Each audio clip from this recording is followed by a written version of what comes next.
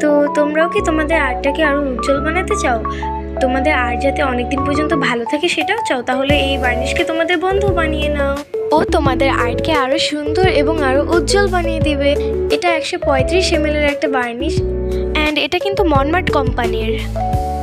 এই ভার্নিশই তোমাদের আর্টকে আরও সুন্দর এবং আরও উজ্জ্বল করে তুলবে।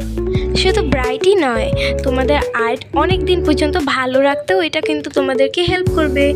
তোমরা যদি তোমাদের আর্টকে আরও উজ্জ্বল এবং অনেক দিন পর্যন্ত ভালো রাখতে চাও তাহলে এই ভার্নিশটাকে ইউজ করবা।